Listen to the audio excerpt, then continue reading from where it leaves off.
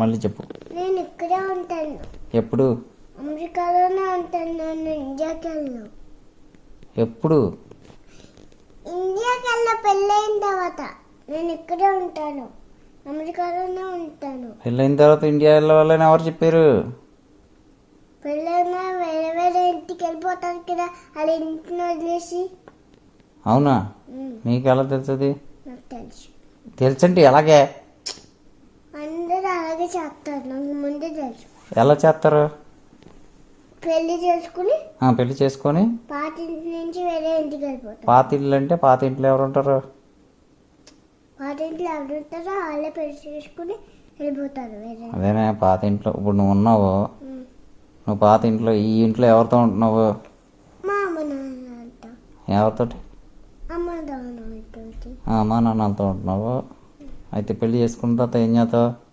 వేరే ఇంటికి వెళ్ళిపోతున్నా. వేరే ఇంటికి ఎవరితో వెళ్ళిపోతావు? మా భర్తతో. మీ భర్తతో వెళ్ళిపోతావా? అయినా మా నాన్న నాకు టికెట్ కావాలి కదా, టికెట్ అలా నాకు తెలియదు అనుకుని నేను ఇక్కడ ఉండిపోతాను. ఎవరి దగ్గర ఉండిపోతావు? ఇక్కడ ఇక్కడే ఎవరి దగ్గర ఉండిపోతావు? మా భర్త దగ్గర. మీ భర్త? మా ముగ్గురు నేను ఇక్కడ ఉంటాం.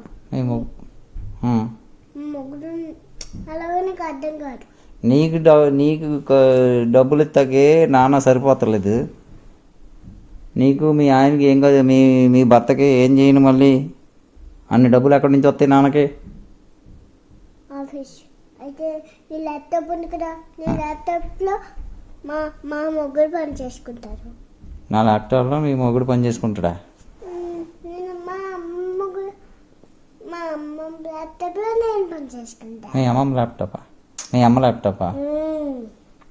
అమ్మ ల్యాప్టాప్లో నువ్వు పని చేసుకొని నా ల్యాప్టాప్లో మీ మొగుడు పని చేసుకుంటే మరి మేమేం చేయం? నేను అమ్మ మరి చచ్చిపోతారు కదా అప్పటికి. మేము బతికే ఉంటే ఒకవేళ మేము బతికే ఉంటే మీరు చేయొచ్చు.